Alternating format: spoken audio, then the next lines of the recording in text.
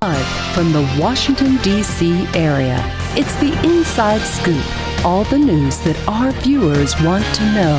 Now, here's the host. Welcome to Inside Scoop. I'm your host this evening, Catherine Reed. We have a very exciting show for you tonight, and our first guest is Kyle McDaniel, who is the president of the Greater Springfield Chamber of Commerce Board of Directors. He's also a Rotarian with the West Springfield Rotary Club. I'm a Rotarian too. He belongs to the Clifton Lions Club, and he is a graduate of George Mason University. I'm also a proud alumni and has a Master's of Public Administration from the American University, correct? Correct. Welcome, Kyle. Thank you. Thank you for having me. So we wanted to talk a little bit this evening about the Greater Springfield Chamber of Commerce, not an organization with which I have a lot of familiarity. What can you tell us about what your priorities are? Well, the Greater Springfield Chamber was started in 1957. It was actually started with the intention of fighting off the B-poll tax. And as we all know, that didn't quite work out as we had planned, but nonetheless, that was the precipice that gave rise to it. Now here we are, over 50, almost 6 years later, and we're looking at some similar issues. One of our biggest issues right now in the Greater Springfield area is revitalization, reinvestment, transportation. As many of your viewers know, and I'm sure many people around the county know, the opening of the new Springfield Town Center has been a big boom to our region, huge boom to our region. And we're very proud to be a part of that over the last, almost 10 years now. And that project has finally come to fruition, and we're expecting a lot more out of that. So there's cycles to every economy, and Springfield, that's a great example. When I first came here in 1981, I remember Springfield Mall. And then there was just kind of the slow demise of the mall, and then it was kind of fallow. And then the long process starts through redevelopment. Right. And so the county, the Chamber of Commerce played what kind of role in working with the county? Well, the Chamber has been the voice of businesses in the Greater Springfield area, and in particular for that central Springfield area, which is home to the Springfield Mall, now Springfield Town Center. Our board of directors was very active. Our executive director, Nancy Jo Manny, who's been there for years, was very active working with the supervisor, working with our state delegation, working with our congressional delegation, and really just bringing to light the need for that project to move forward in an efficient and expeditious manner. So we were talking before the show started about the relevance of older organizations, both being Rotarians. People have a concept about Rotary or Lions Club, but they do about chambers too.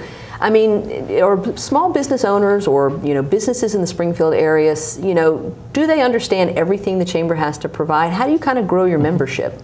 Well, and that's one of the biggest challenges that we're facing, is getting our message out there and getting our information out there, what the benefits of joining the chamber would be.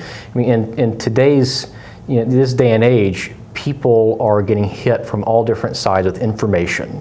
It's information overload, and having the ability to cut through that is a very valuable tool. And one of the things that we're trying to do is to get our message out there, the benefits that joining the chamber would have. And as we were talking before the show, we're a go-to resource for our chamber members, whether it's trying to connect businesses to other businesses that may need vendor services, whether it's allowing them to post job advertisements on our website, or whether it's simply interfacing with the county or the state or even the federal government on different regulatory issues or different legal issues that business owners have to deal with on a daily basis. Being organized is very key if you are trying to get anything accomplished. So a group that forms a community of people with like interests clearly has a greater impact when they go to ask. Right. So in the legislative process, how involved is the chamber in sort of the legislative issues in our General Assembly? Sure. Well, as I said, that was the precipice that gave rise to the existence of the chamber, and we've carried on that tradition. And unlike some chambers, we don't really deal with the actual politicians as much as we do the policy issues. Right. So we focus on gathering the facts of the different policy debates of our day and putting those out to our members. And we'll only take a specific position if we hear from our chamber members that this particular issue is pressing enough to warrant a position being taken. And a great example of that was last year's the Meals Tax Commission that the Board of Supervisors set up. The Springfield Chamber did have a seat on that task force, and we told the task force and ultimately the Board of Supervisors that our members did not support such a tax. And fortunately, we ended up winning that fight. What were some of the other major issues of 2014? Well, we're constantly looking at how to improve the central Springfield area. And one of the bigger issues is transportation in that area, more particularly pedestrian, walkways, bike paths. Walkability is a key issue, and we hear it from not only our mom and pop shops, but also our larger companies who are government contractors, that one of the biggest draws that they have when they're looking for where to locate a business is how walkable it is. If people can walk across the road to go to lunch, that's less car trips, that's less time that it takes, that's less stress on their employees, and that's the kind of location that businesses look for. Do you see any kind of high-density housing in the future plans for Springfield? Because a lot of times with walkability, bikeability, you can afford to put high-density housing, which is also a boon to businesses. Right. No, absolutely, and in a long-term comprehensive plan of that town center area, it will ultimately become a true town center, similar to Reston in the sense that you're going to have mixed-use, high-density, high-rise development. And what kind of trajectory, over how many years do you think, Sure. till we see high-density housing there? I hope the sooner the better. I don't know the exact final planning horizon, but hopefully within the next 10 to 15 years we can get there.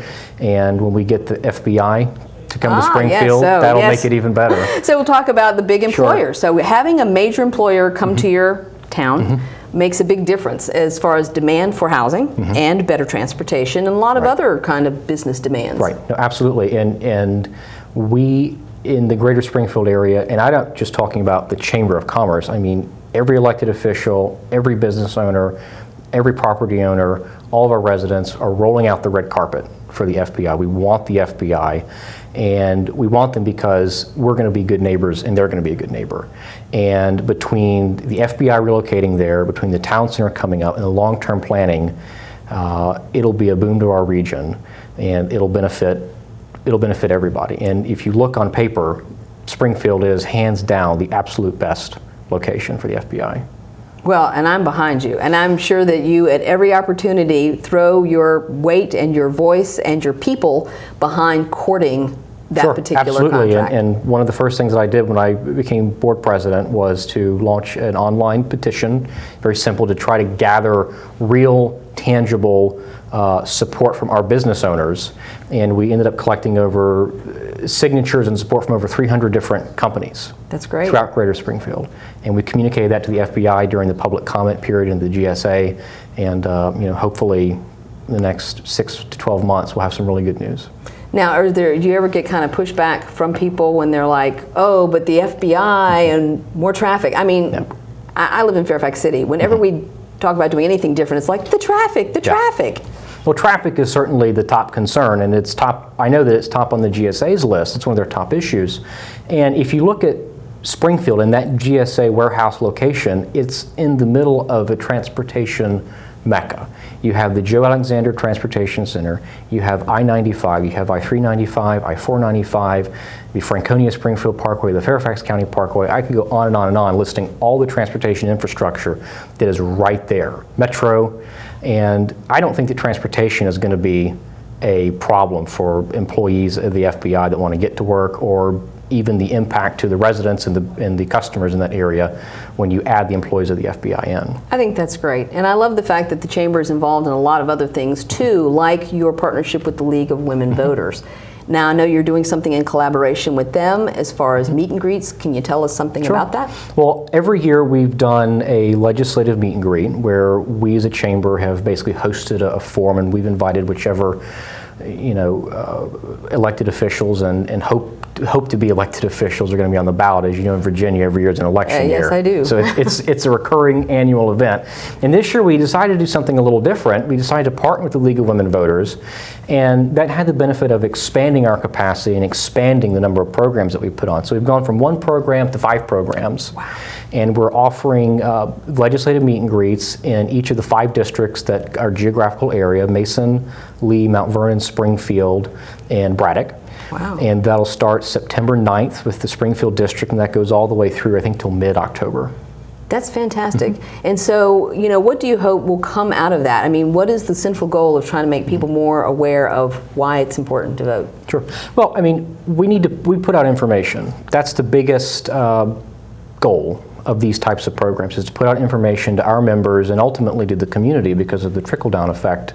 Again, as I said, we're not so focused on which candidate's better. We're focused on here are the candidates, here are their positions.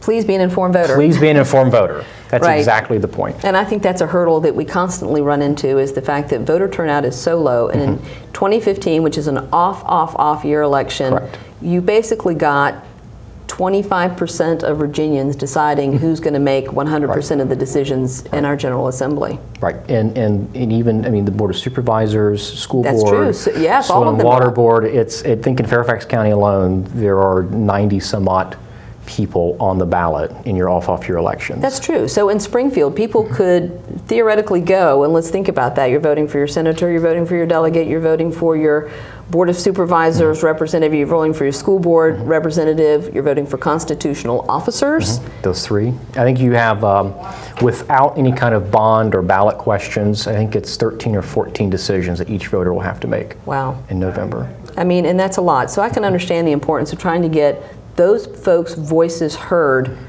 to people in the community, because I think the only way that we end up with better governance and better quality of life is for people to choose representatives Right. who are aligned with their priorities. Right. So one thing I will say, is there anything else you want to tell us before we wrap up this segment? Because I know that you said September 9th is the watch out date for is. the upcoming. And what other things does the Chamber have on the calendar? We have our annual dinner in December. We're always open to have any new members or prospective members reach out to us. Right now we're focused on continuing to be the voice of small businesses in the greater Springfield area. That's fantastic, and hopefully the voice of big businesses in the greater Springfield Sure. area. Other than looking at the FBI, who are the other major employers in your area that you would consider big ones? Sure. The town center is obvious. Caliber is one of our larger members. Interstate Moving and Storage Oh, wow. is, I know them. the Morissettes are a great community partner. As I said, dozens, if not hundreds, of small mom and pop shops. And you're right, it's hard to be sort of a town inside of a huge county of like 1 million people. I can understand where it would be easy for people to feel like their voice is lost in Right. such a huge. And so I appreciate the fact Sure. that we've got chambers like the Springfield Chamber of Commerce, and I appreciate you coming out, talking about what you're working on, and also your partnership with the League of Women Sure. Voters. Thank you Thanks for so having much, me. Kyle. Thank you. You are welcome. And please join me after the break. We are actually going to be talking with Olga Hernandez of the League of Women Voters about that meet and greet and more. Saving for retirement might be easy for some folk, but for others, it might take a little more work. And for those who haven't started, there are still things you can do to catch up. Oh, that is good news. Like getting out from underneath past debt. And don't get wrapped up with high-interest credit cards. Get you some eyes. Be diversified with your investments. Don't put all your eggs in one basket. Your financial goals are not out of reach. The choice is clear. For a happy ending, choose to save. Everyone with alcohol and drug addiction is in the same boat.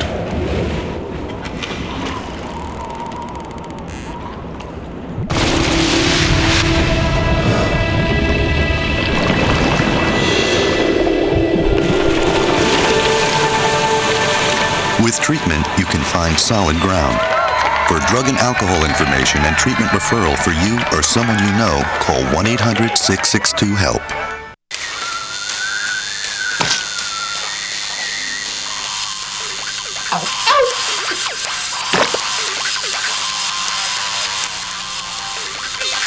Dude, are you sure you want this tattoo? Because just do it.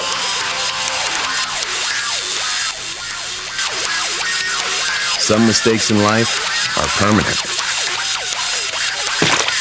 Like hearing loss. To learn how to protect your hearing, visit asha.org. You've probably heard about heart disease, but did you know that it's the #1 killer of women nationwide? Heart disease claims more lives each year than breast cancer, lung cancer, or strokes combined. But there are steps you can take to protect yourself against it. For more information on how you can prevent heart disease, contact your local American Heart Association or visit their website at www.americanheart.org. We're back to the Inside Scoop. Here again, your host.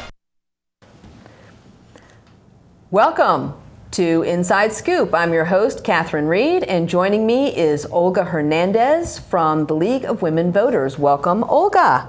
Thank you. Thank you so much for being here. We were just talking with Kyle about this meet and greet you're doing in collaboration with the Springfield Chamber. Yes. And that's going to be very important in hearing from the 90-some candidates we've got running. Fairfax County has 95 candidates on the ballot this fall.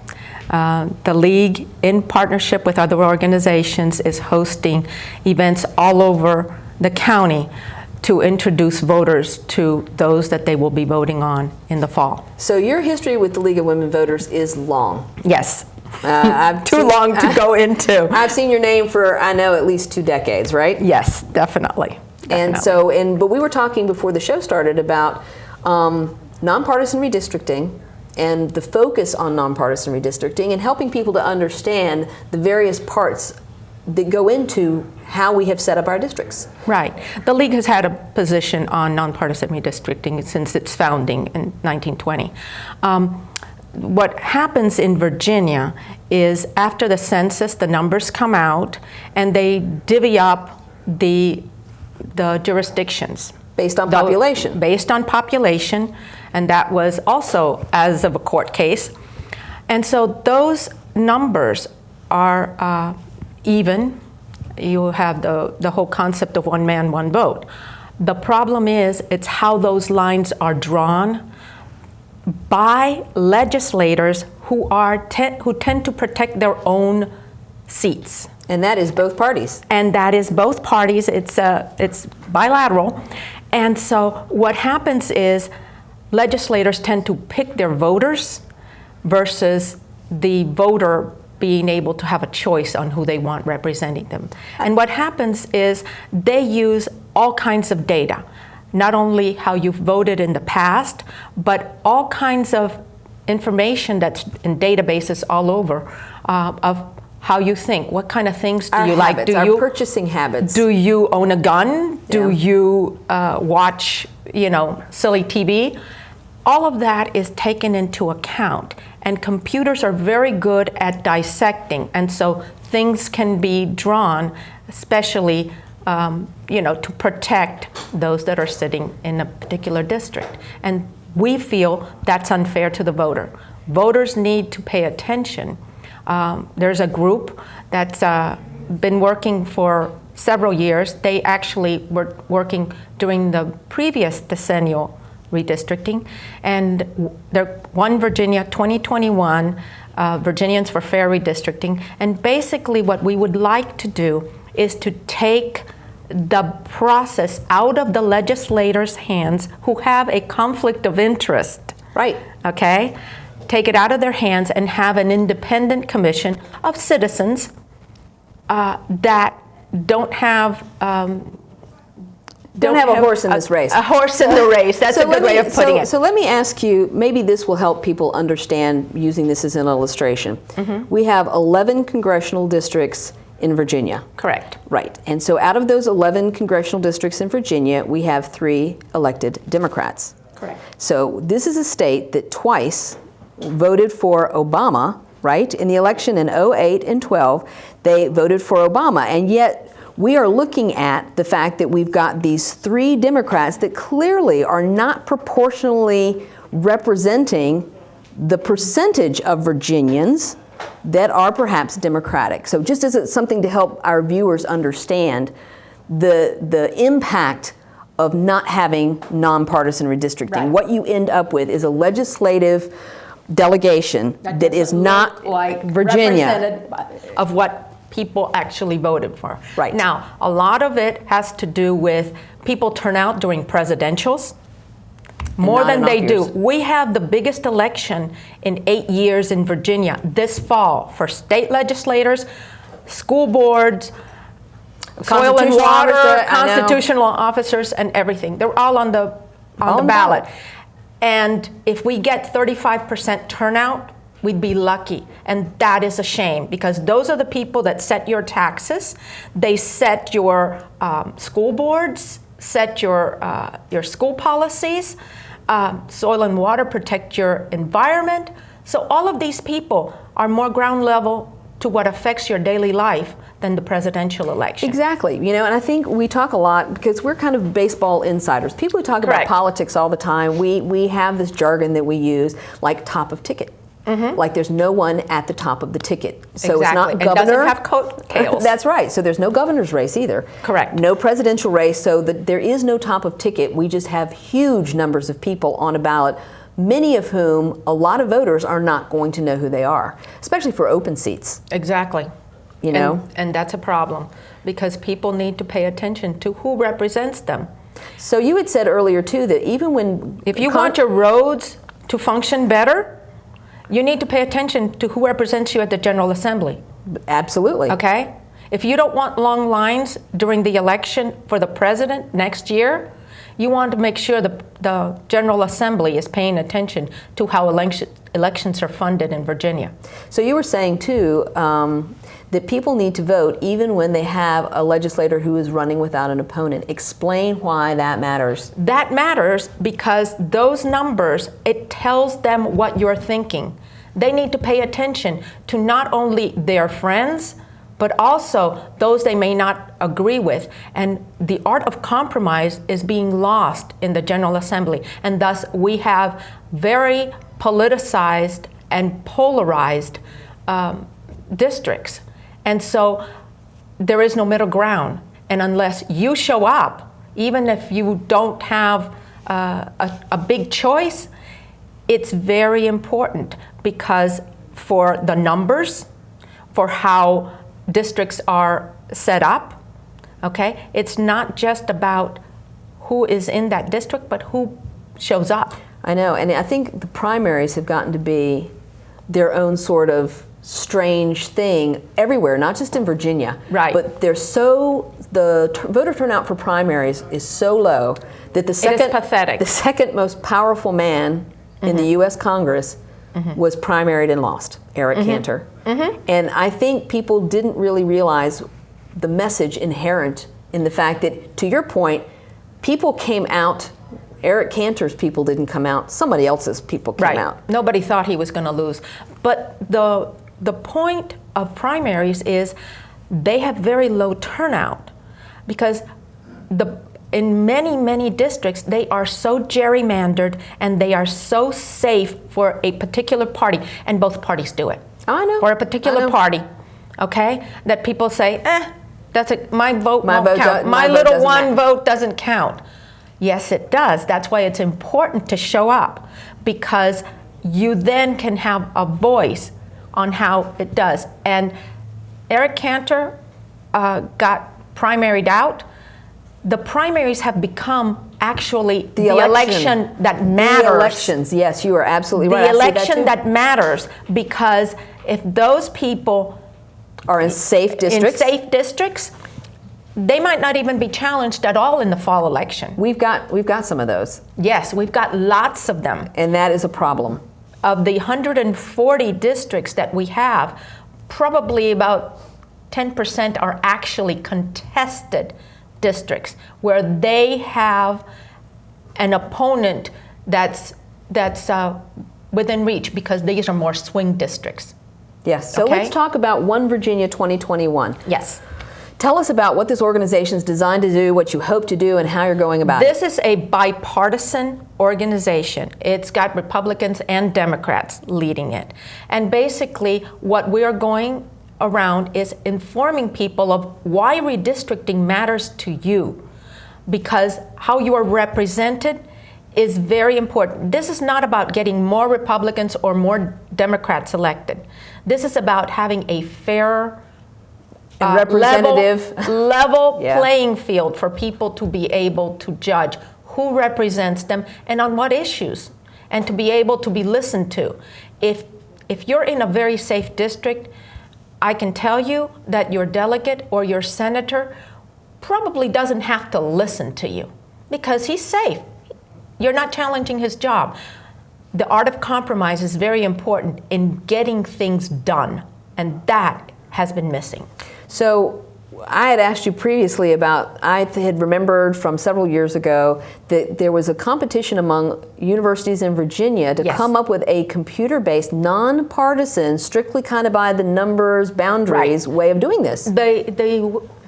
A coalition group, pretty much like One Virginia 21. In fact, many of the people are now calling themselves One Virginia 2021. We held a competition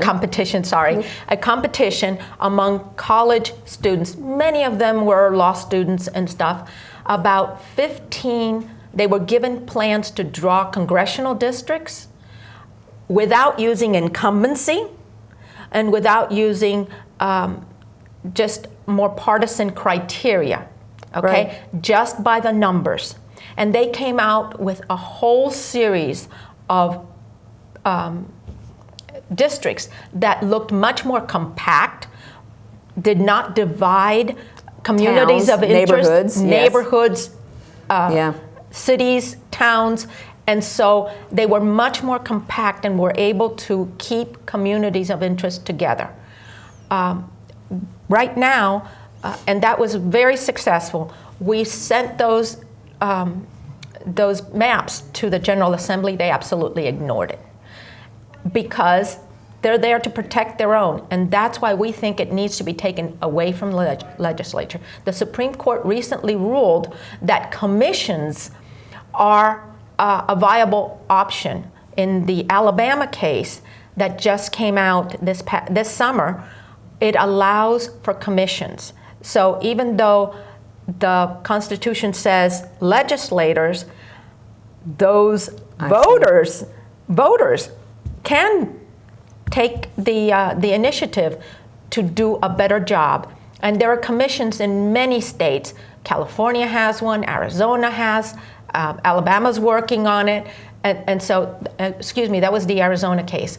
And so these commissions are appointed, there are of different configurations, but the idea is to take it away from those people that only seek to protect themselves and not necessarily represent the voter as the primary. Well, you know, so this is kind of a grassroots effort that is, like you said, there's a coalition of people working on it. Yes, and we invite anyone to go visit onevirginia2021.org to sign a petition and get involved and ask your legislators this fall, what are they doing? Hold them accountable. Holding them accountable. I think that is great advice. I'm very excited about this effort. I really am. So thank you so much, Olga, for coming out and making us aware of this non-partisan redistricting effort. 28,000 Americans will be diagnosed with oral cancer. Every year, 7,000 Americans die of oral cancer. I'm Eva Cohen, and I'm an oral cancer survivor. I didn't fit the profile. I didn't smoke or drink. I had no family history of cancer, no family history of cancer. I was 31 years old. 31 years old. I went to see my dentist about a sore in my mouth that wouldn't heal. It was oral cancer.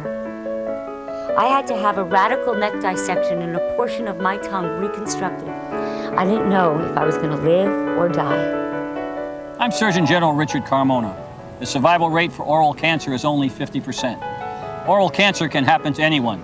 If you have a sore or lesion in your mouth that doesn't heal within 2 weeks, see your dentist. Early detection is the key. Early detection saves lives. I know. 1 in 8 Americans goes hungry. One idea helped change that. A community started a garden that blossomed into farmers markets. 1 in 6 children lives in poverty. One group of women found an answer by opening a daycare center that their neighbors could afford. Today, 36 million Americans live in poverty. But one by one, people are helping themselves and each other to change the picture of poverty to one of hope. For easy ways you can help, visit povertyusa.org. 2 words for you. Pop quiz. Ready? Name any funny movie. A drama. Name a mystery. And one more thing. Name the movie your kids saw today in science class. Know what really matters. Know about your kid's school and know about your kid. Find out 100 ways to know more, do more. We're back to the Inside Scoop. Here again, your host. Welcome back. I'm Catherine Reed, your host for Inside Scoop, and joining me is Delegate Rip Sullivan from the 48th House District. Good evening. Good evening. Thank you for joining us. Thank you. We ended with Olga Hernandez talking about nonpartisan redistricting, and the League of Women Voters is nonpartisan. But you are partisan. And so we're going to talk about nonpartisan redistricting from the Rip Sullivan point of view, because you have actually introduced legislation, I think it was HB 1485. I think that's right. Which didn't live very long, I don't think. But please share for our viewers what it is you are trying to do on this issue. I listened to the earlier segment, and I was thrilled to hear Olga talk about One Virginia 2021, which is an organization which I think is really helping us get traction around the state on this issue. People have talked about this problem for, frankly, years and years and years, and it's just never really gotten anywhere. With the appearance on the scene of One Virginia 2021, a lot of people are starting to hear a lot more about it. A lot of letters to the editor. I wrote some op-eds that appeared in various papers around the state last year, and a bunch of my colleagues in the House of Delegates and in the State Senate are working hard on these issues. We have we put together last session a number of bills, some of them taking smaller steps, some of them more swinging for the fences in terms of trying to get all the way to the commission that Olga was talking about. My piece of legislation seemed very common sense. What it would have done would have codified nonpartisan criteria for drawing districts. Now, if you can believe it, right now there are no codified criteria for when the legislature sits down to draw these lines. This would have said that the state legislature needs to focus on contiguity, continuousness. We want shapes that aren't these crazy shapes that people see. We want to focus on communities to keep people who live near one another in the same voting district, rather than chopping things in half. And this would have set the record clear that this is what the legislature should be considering. Frankly, much of that is already law in case law, but it's not enshrined in Virginia code. That bill never got a hearing in the House of Delegates. Frankly, it passed the State Senate really rather easily, and in a bipartisan way. But I was not able to even get the relevant committee in the House to even schedule a hearing for it. You know, again, very disappointing. The people who are kind of inside the political bubble, those of us who live in the echo chamber, it's a lot of insider baseball. And so a lot of people really don't necessarily understand the process whereby, and I saw a lot of good bills coming out of the Senate where they went to die in subcommittees, like that meet at 7 o'clock in the morning and don't take a roll call vote, and nobody even knows that, but it just goes there to die. Correct. And so I think people really would be very surprised at how kind of broken the process is for getting not just this, but almost any bill passed, unless you have the majority in the House that wants it. Well, that could be the subject of an entire another show. It really could, couldn't it? But yeah, I would urge people, if they've got the time and the inclination, come to Richmond. They will see some procedure that will trouble them. We take votes all the time down there that are not recorded and that do take place at 7 a.m. before cameras start rolling and things like that. So it is disturbing, and this particular issue really did get steamrolled. But I'm hopeful, ever the optimist, we're going to come back with this legislation. As I said, One Virginia 2021, the League of Women Voters doing terrific work. And I'm sensing some opportunities to get this done before the next census. Do you think the commission model is a good one that could work here? I do. As I heard Olga explaining to you, the Supreme Court recently ruled that can be constitutionally a sound way to approach it. And my legislation didn't create a commission. As I said, it was something a little more incremental. But there was legislation creating a commission, which also passed in the Senate, but never got anywhere in the House. And I think it would be a terrific advance. It would create a situation where, as I heard Olga talking about, people without skin in the game, people who are demonstrably nonpartisan, and there would have to be strict rules to make sure that people had confidence in this system as to who was on this panel. We're drawing lines without reference to who was the current incumbent, without reference to what are the current numbers. I heard you talking about some of the numbers, and they are really disturbing. We've got now to put on my partisan hat, since you gave me permission. I did. We have all 5 statewide offices currently elected, held by Democrats. Yet the House of Delegates has 68 Republicans and 32 Democrats. That shows a problem in the system. Imbalance. A major imbalance. And frankly, one issue that doesn't get talked about nearly enough, in my view, is that the issue of gerrymandering and the imbalance in the districts that it creates contributes to the real partisan tone that we tend to see, not just in Richmond, but in Washington, D.C. Yeah. Because, as you were pointing out earlier, people aren't getting candidates that represent anything like the mainstream or the middle ground. Right. The key elections tend to become, unfortunately, the primaries. And I've had in one of a number of votes, Republicans come up to me and say, I'd love to vote for that, but it would get me primaried. Yes. And they're more worried about a primary than they are about a general election. I know. And that's one of the dynamics in effect down there, which creates some of that partisan rancor that you hear so much about, and is very real. It is very real. And the fact that the voter turnout is so low that we hand to, I do believe that it's not as much about the candidates per se as it is about the voters. You have to be able to turn out your base, whatever your base is. And so in some cases, when you've got a base that you can easily reach or ignite or galvanize or work up into a frenzy, you have the advantage in going to the polls. It's not that because it's such a small number. We're probably going to have, what do you think, 25% of Virginia turning out to elect boards of supervisors and school boards and the House and the Senate and the sheriffs and the circuit court clerks. I mean, a small percentage of Virginians will decide who makes 100% of the laws for all of us. It's frustrating, and Virginia is a little quirky because we're one of the few states in the union that has elections in the off years. Oh, I know. So for Virginians, there is an election every year, and understandably, people can get tired. Politicians like me stand up every year and say this upcoming election is the most important election you could ever vote in. Please get out and vote, and they can tune that out.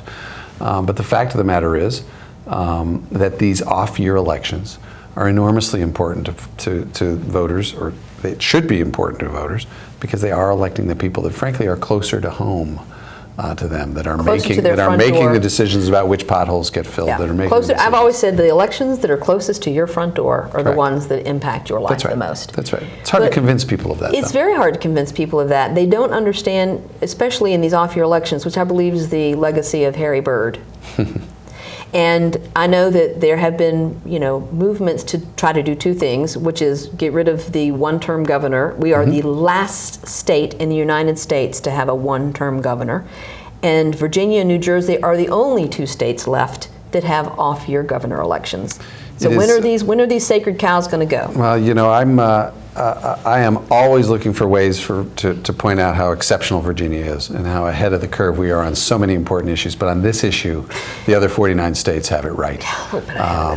I am firmly in favor of going to 2 terms, or at least a 6-year term for the governor, simply because it's so difficult in 4 years. That's exactly right. Now, one of the reasons historically that we've had trouble getting that forward is, of course, that would take power away from the state legislature. So you're asking people to cede their own power. And it's frankly one of the problems with redistricting, because what will happen predictably to some legislators, and for all I know, I will be one of them, if lines get redrawn without reference to current incumbents and things like that. People can get drawn out of their district. It's happened in the past. The former minority leader was drawn out of his district. It happens. But the question becomes, are you willing to put what's right in front of your own self-interest? It's better government. It's not my self-interest to be in this position. I'm just trying to do what's right and represent my district. If the lines get moved and I'm out, I can live with that. I would sleep better at night knowing that the lines are better drawn statewide. Because we need better governance. I mean, when we look at what the Founding Fathers tried to do in setting up a representative form of government, they were very smart people, but they couldn't look 300 years down the road to see all of these things that they never anticipated. And so the nonpartisan redistricting is something that we have to establish, because going forward, all the players change. Always. Not just through, there's a life cycle to representatives, basically a lifetime pretty much, so far as I know. And so everybody's going to change, not just by vote, but your number's up eventually someday.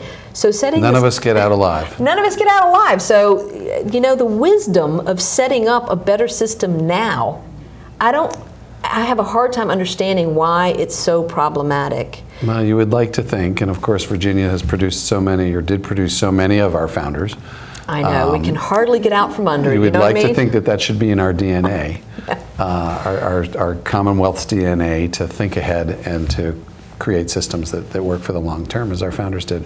This is broken. This is broken. The thing about our founding fathers, though, is that they were the revolutionaries of their day. Sure. We worship them as these icons, but they were just basically the revolutionaries of their day. And they just made it up as they went along. And now we can't seem to get out of our own way to figure out how to use technology and tools and the data available to do it better.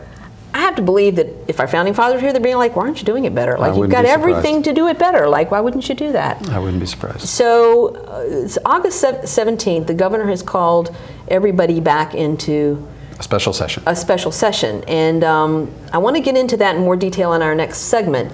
But are these kinds of things on the public's radar, or is it really off the public's radar? Well, unfortunately, I think it's the latter. It's the dog days of summer. People will be at the beach. And as we've already discussed, these issues just don't seem to be on people's mind. There will be some headlines about it, and I'm guessing there will probably be some partisanship going on starting in a couple weeks. So that will get some attention, but again, perhaps just from the folks who tend to always pay attention to these things. It would be nice if more voters really understood what was going to happen in 2 weeks, which could have dramatic effects on what's happening in what our congressional delegation looks like. There's a different issue going on which would affect what's going on in the State House Representatives, the House of Delegates. That's a whole other lawsuit, which I'd be glad to talk to you about. Yes, we are going to do that because there's so many different layers to this. But is that August 17th special session, will it be live streamed as all of the sessions usually are? I expect so. I would think so. Because I think a lot of people don't understand that really you can sit on your laptop or open a window at the office. I'm not suggesting anybody does that, but you can actually follow, you can actually listen to what goes on, and I'm surprised at the number of people who don't either know that, have never tuned in or watched a live stream of the debates that happen, of the votes that take place, because that's part of the transparency of our government process, is that nothing's hidden except those subcommittee meetings. But anyway, we're going to come back after the break. We're going to talk to Rip Sullivan a little bit more about what is happening with nonpartisan redistricting down at the General Assembly. So please join us after the break, and we will get down into the weeds, okay?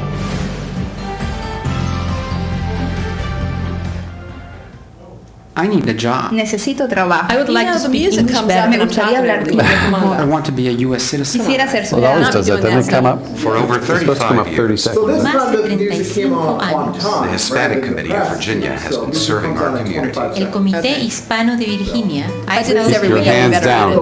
Job training and placement, capacitación, ayuda para conseguir trabajo, education for children and adults, educación para niños y adultos, immigration, naturalization, and medical referrals. ayuda para los procesos de inmigración y naturalización y orientación sobre médicos Are a small part of what we do. son solo una pequeña parte de lo que hacemos. For help, information, or to volunteer, Para ayuda, información o para ofrecerse como voluntario, contact the Hispanic Committee of Virginia, comuníquese con el Comité Hispano de Virginia, helping everyone participate more fully in American society. ayudando a todos a participar plenamente en la sociedad norteamericana.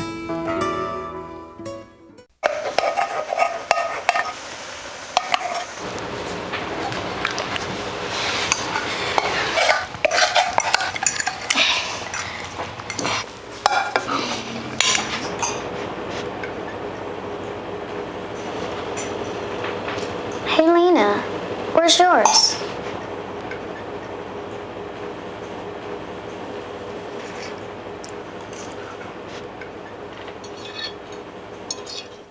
Would you notice if you were missing half your kidney function? According to the National Kidney Foundation, 20 million people have chronic kidney disease, and 20 million more may be at risk and not even know it. Anyone with high blood pressure, diabetes, or family history of chronic kidney disease is at risk. Early diagnosis is vitally important. To get the whole story, talk to your doctor and visit the National Kidney Foundation at kidney.org or call for a free brochure. Because when it comes to chronic kidney disease, you might not know the half. We're back to the Inside Scoop. Here again, your host. Welcome back. I'm Catherine Reed, your host this evening, and joining me is Delegate Rip Sullivan from the Great 48th House District. Thank you so much for being here, Rip. Thank you for having me. When we took our break, we were just kind of getting into the weeds of trying to explain the different kinds of redistricting. So we have congressional redistricting, then there's redistricting around the House and Senate. Take whichever one you want first, either addressing what the special session's going to address on August 17th. So it all happens at the same time, but you have to have, Virginia has, for instance, 11 members of Congress. So we need 11 districts. Virginia has 100 members of the House of Delegates, so you need 100 districts. For instance, I represent 80,000 people, roughly. So each district you have to have 80,000 people, give or take, in those districts. What's happening next in a couple of weeks is redistricting of the congressional map, because a court case found that the 3rd district was improperly drawn under the rules of the Voting Rights Act. And this has to do with minority representation and what we call minority-majority districts, preserving the rights of minorities to have proper say in elections. And what happened was the Supreme Court and the Fourth Circuit and affirmed by the Supreme Court determined that that particular district was improperly drawn under the rules, frankly, with too many African Americans in it. And what that'll do, of course, it's like squeezing a balloon. When we rewrite the boundaries of the 3rd district, that will change the boundaries of districts that surround it, and it's a puzzle that we will have to put back together. We're now under court order to redraw these maps by September 1st. So the governor has called a special session to accomplish that. And what will happen is the relevant committees will try to come up with maps that we believe, and I'm not on those committees, unfortunately, but try to come up with maps that we believe fit or meet constitutional muster. We'll then have to vote, and the governor will have to decide whether to sign or not. In the event that the governor does not sign the new maps, in other words, if he vetoes those maps, then the issues go back to the courts, and the court literally draws the maps. So that's what's happening 2 weeks from now. What's happening in terms of redistricting with the House of Delegates is another lawsuit that's not nearly as far along in the process, but was the trial of it was actually held about a month ago, where similar claims, frankly nearly identical claims, have been made about how issues having to do with race were used in drawing those maps.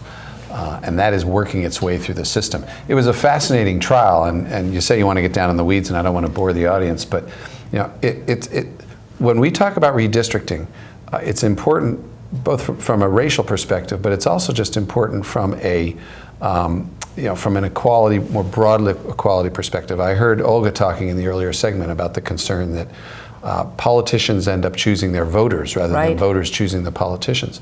Well, it was a fascinating trial that just took place about a month ago. The case is being considered with respect to whether the redistricting was improper in some way because of the racial makeup of the jurisdictions. The defense that came out of the state legislature, the defense of the Republicans who drew the map, they took what I saw as a rather high stakes defense, and they said, well, it had nothing to do with race.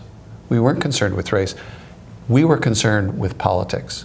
And they very unabashedly took the position that we did this in order to preserve our own candidates and to make it harder on Democratic candidates. Their point is that that kind of gerrymandering is not illegal. And it's the kind of thing people don't like to talk about it, but it is what is going on, and it was something I think that, not for the first time, but in a very public and I hope disturbing way to people who heard about it, and it's going to be part of my role to make sure people hear about it. The defense was graphically blunt that what they were doing was political gerrymander, had nothing to do with race. And I have no idea how that lawsuit will come out. Of course, they're gambling, from the legal side that will convince the court that the map should not be changed. But I think my own personal view is that should play right into the hands of One Virginia 2021 and legislators like me who are trying to point out that the problem here is not only race but also just general political gerrymandering.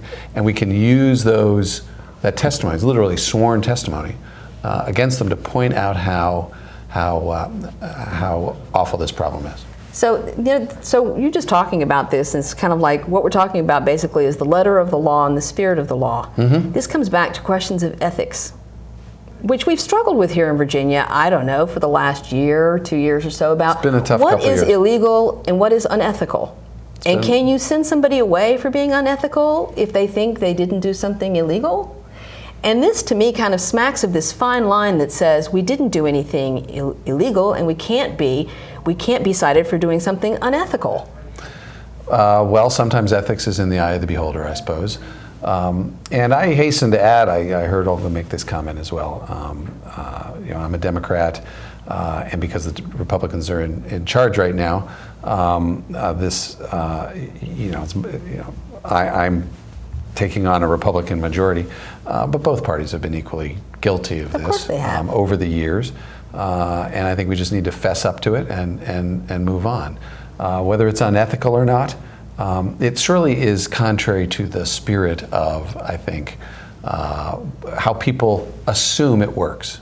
Now, there are a lot of folks that are pretty jaded by the process now, and they don't make those assumptions. But I'm concerned that sort of the average voter sort of assumes that in any given district, the outcome ought to be in doubt. That right. The candidates ought to actually have to come and earn your vote and tell you what they think. But in so many of these situations, in the general election at least, the candidate isn't concerned, frankly, with what the outcome's going to be because he or she already knows it. Now, I should just full disclosure. I have no opponent this fall, which I'd like to think is a result of running a good campaign last year.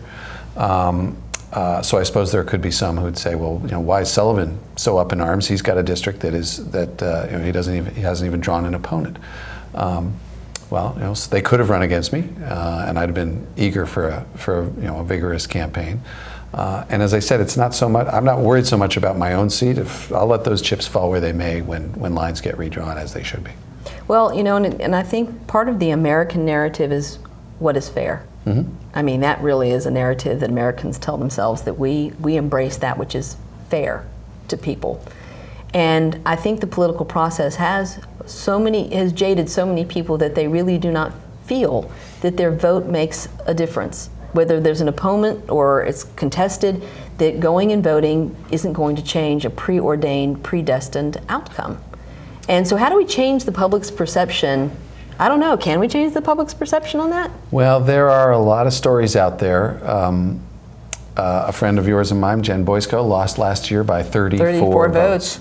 There's a delegate who used to represent the district next to mine, a guy named Jim Scott, who had the moniker Landslide Jim. He won his first race by one vote. At the national level, you think about Florida and how close Florida was. You think about recounts that we've had. Attorney General Herring recently. Exactly. So it does make you're right. It's an uphill battle to convince people that their measly one vote can matter, but the fact of the matter is that it can, and it does. I've tried to teach my children as they've been growing up. You get out there and vote every single time. Me too. And if you don't vote, you can't complain. Mine too. I mean, but even with my kids, and politics is not their thing. They're very plugged in. But I was explaining to my 25-year-old son about the effort at nonpartisan redistricting and how the census, and he got all that stuff in school, but you get removed from it. Sure. And it no longer seems to matter as much. You're not living it the way, like I said, those of us who are inside politics kind of live it every day.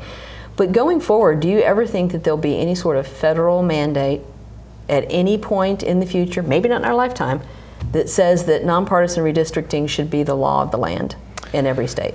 Well, and you get into constitutional issues having to do with states' rights and federalism and things like that. I think what's more likely to happen is, I mentioned it earlier, momentum will start to build. A couple states will do it. Other states will spread.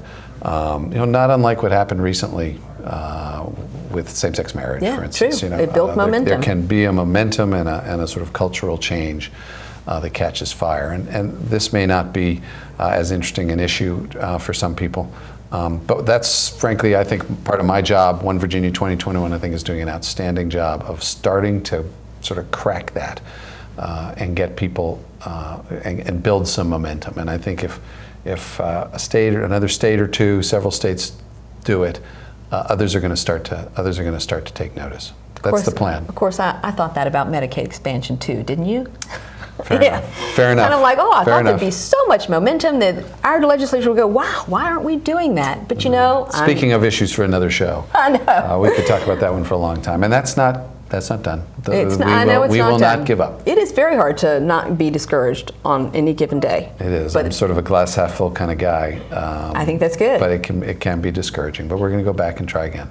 Well, I am interested in following and tracking One Virginia 21 because it seems like it is trying to forge a coalition of multiple organizations. Olga mentioned the fact that anybody who wants to get involved, get involved.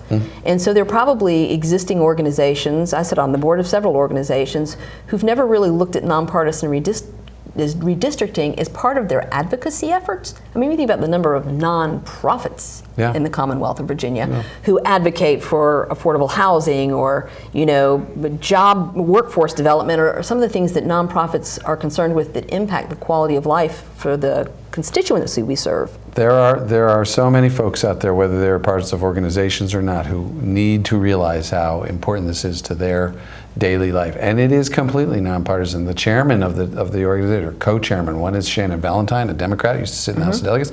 The other is Bill Bowling, who's a Republican who was Lieutenant Governor of Virginia for 8 years.